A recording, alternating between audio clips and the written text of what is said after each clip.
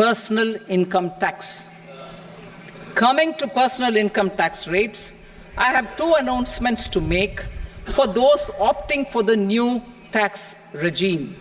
First, the standard deduction for salaried employees is proposed to be increased from 50,000 to 75,000 rupees.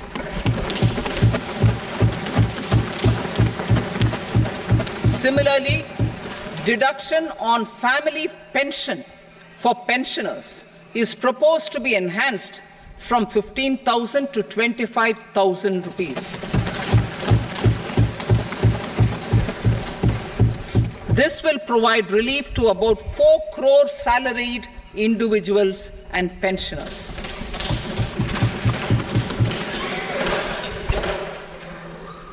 Second, in the new tax regime, the tax rate structure is proposed to be revised as follows: 0 to 3 lakh rupees, nil; 3 to 7 lakh rupees, 5%; 7 to 10 lakh rupees, 10%; 10 to 12 lakh rupees, 15%; 12 to 15 lakh rupees, 20%; and above 15 lakh rupees, 30%.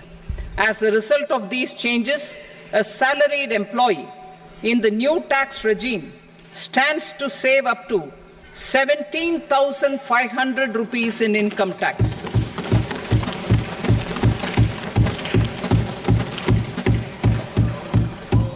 Apart from these, I am also making some other changes as given in the annexure. As a result of these proposals, revenue of about 37,000 crore, that is 29,000 crore in direct taxes and 8,000 crore in indirect taxes, will be foregone, while revenue of about 30,000 crore rupees will be additionally mobilized.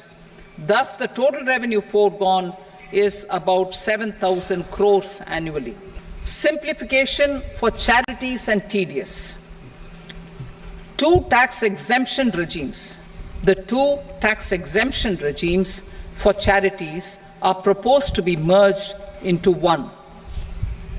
The 5% TDS rate on many payments is being merged into the 2% TDS rate, and the 20% TDS rate on repurchase of units by mutual funds or UTI is being withdrawn.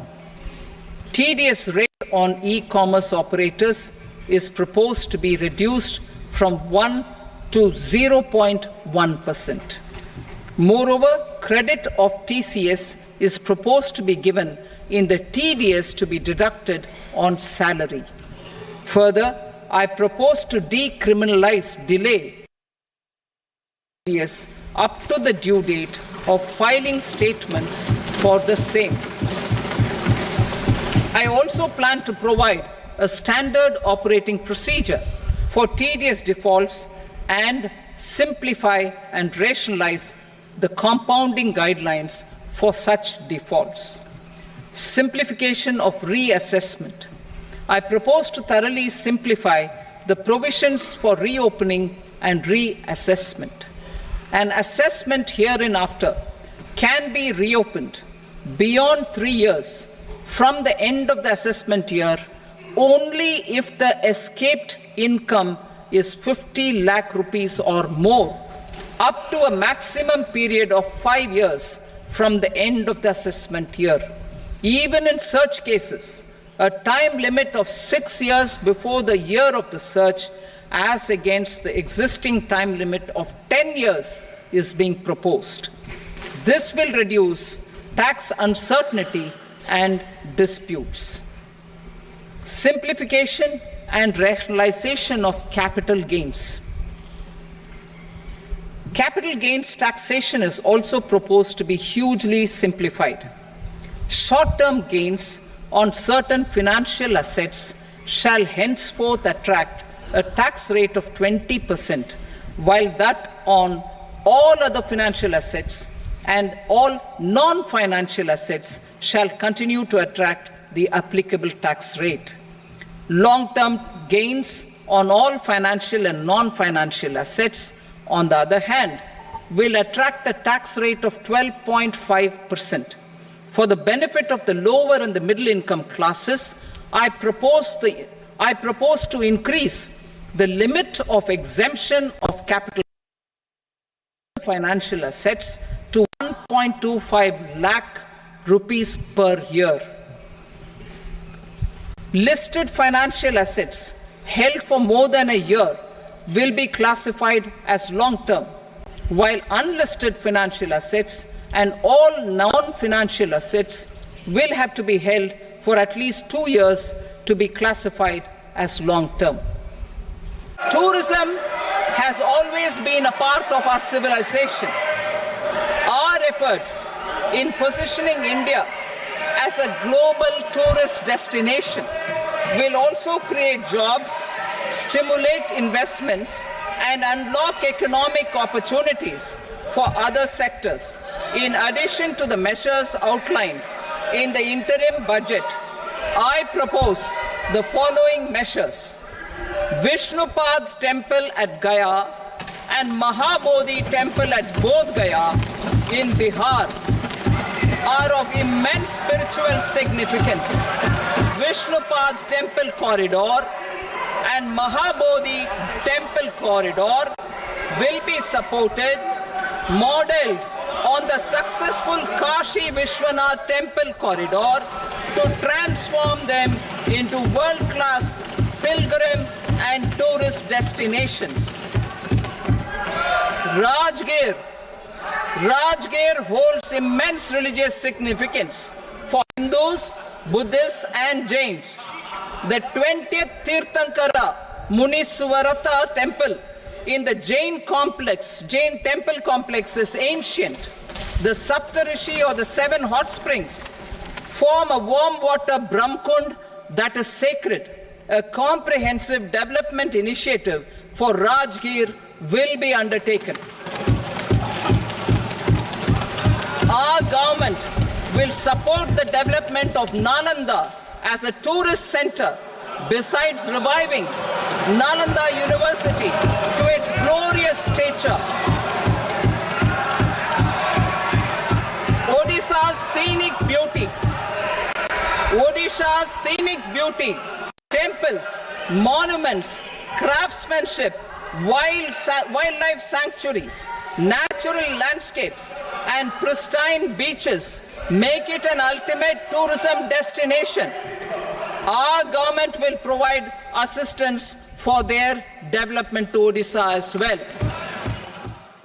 Our government will implement following 3 schemes for employment-linked incentive as part of the Prime Minister's focus on recognition of first-time employees and support to employees and employers. Scheme A, first-timers. This scheme will provide 1 month wage to all persons newly entering the workforce in all formal sectors.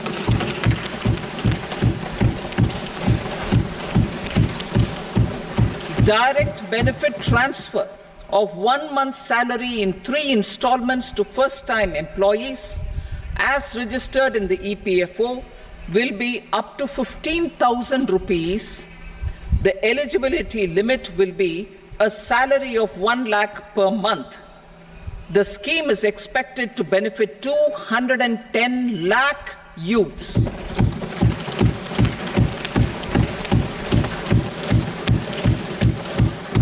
Scheme B, job creation in manufacturing. This scheme will incentivize additional employment in the manufacturing sector linked to the employment of first-time employees.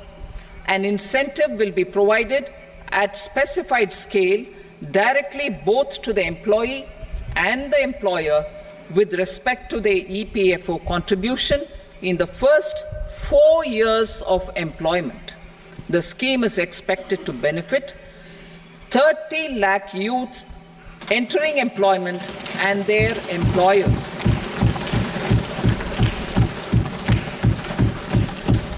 Scheme C, support to employers. This employer-focused scheme will cover additional employment in all sectors. All additional employment within a salary of 1 lakh rupee per month will be counted. The government will reimburse to employers up to 3,000 rupees per month for 2 years towards the EPFO contribution for each additional employee.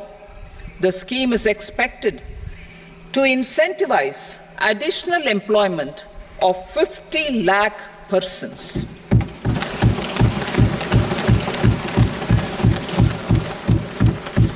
Participation of women in the workforce. We will facilitate higher participation of women in the workforce through setting up of working women hostels in collaboration with industry and establishing creches. In addition, the partnership will seek to organize women-specific skilling programs and promotion of market access for women SHG enterprises. Skilling program. I'm happy to announce a new centrally sponsored scheme as the fourth scheme under the Prime Minister's package for skilling in collaboration with state governments and industry. 20 lakh youth will be skilled over a 5-year period.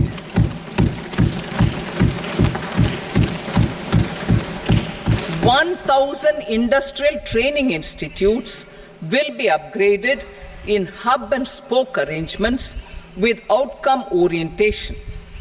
Course content and design will be aligned to the skill needs of industry, and new courses will be introduced for emerging needs." For the year 24-25, total receipts other than borrowings and the total expenditure are estimated at 32.07 lakh crore rupees and 48.21 lakh crore rupees respectively. The net tax receipts are estimated at 25.83 lakh crore rupees. The fiscal deficit is estimated at 4.9% of the GDP. The gross and the net market borrowings through dated securities during 24-25 are estimated at 14.01 lakh crore rupees and 11.63 lakh crore rupees respectively. Both will be less than that in 23-24. The fiscal consolidation path announced by me in 2021 has served our economy very well, and we aim to reach the deficit below 4.5% next year. The government is committed to staying the course. From 2026-27 onwards, our endeavour will be to keep the fiscal deficit each year such that the central government's debt will be on a declining path as percentage of GDP. Urban development, cities as growth hubs. Working with states, our government will facilitate development of cities as growth hubs. This will be achieved through economic and transit planning and orderly development of peri-urban areas utilizing town planning schemes. Creative redevelopment of cities. For creative brownfield redevelopment of existing cities with a transformative impact, our government will formulate a framework for enabling policies, market-based mechanisms, and regulation. Transit-oriented development. Transit-oriented development plans for 14 large cities with a population above 30 lakh will be formulated, along with an implementation and financing strategy.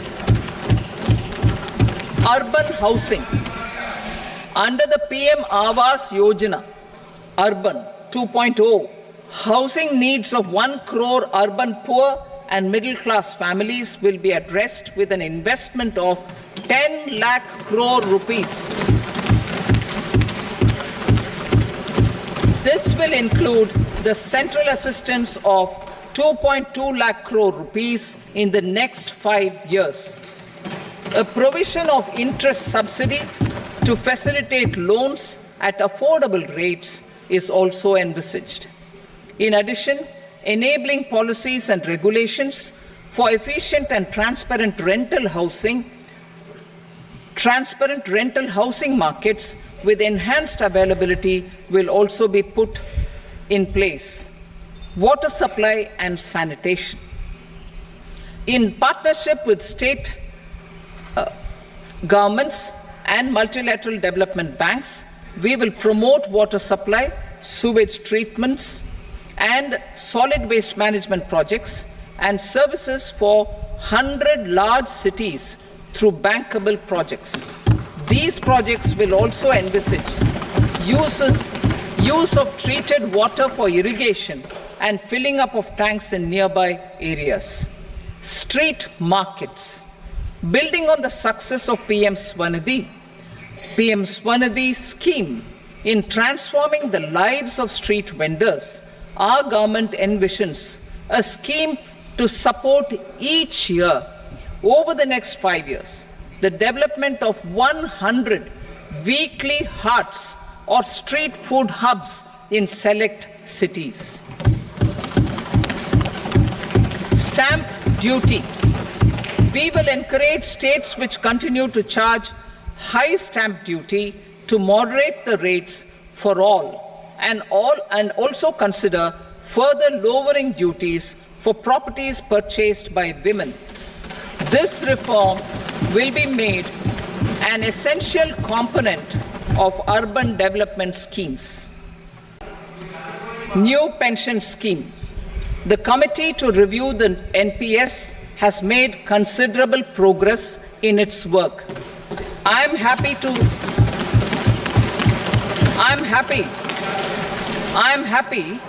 that the staff side of the National Council of the Joint Consultative Machinery for Central Government Employees has taken a constructive approach. A solution will be evolved which addresses the relevant issues while maintaining fiscal prudence to protect the common citizens. Litigation and appeals.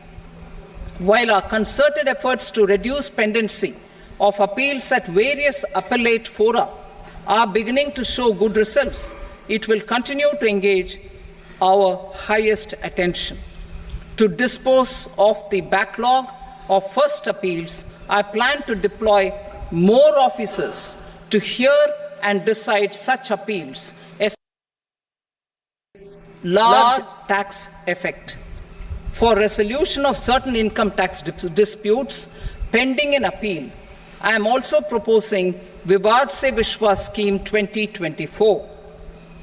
Further, I propose to increase monetary limits for filing appeals related to direct taxes, excise and service tax in the tax tribunals, high courts and Supreme Court to 60 lakh rupees, 2 crore rupees and 5 crore respectively. With a view to reduce litigation and provide certainty in international taxation, we will expand the scope of safe harbor rules and make them more attractive. We will also streamline the transfer pricing assessment procedure. Employment and investment. I have a few proposals to promote investment and foster employment. First of all, to bolster the Indian startup ecosystem, boost the entrepreneurial spirit, and to support innovation, I propose to abolish the so-called angel tax for all classes of investors. Second, there is tremendous potential for cruise tourism in India. To give a fillip to this employment-generating industry, I am proposing a simpler tax regime for foreign shipping companies operating.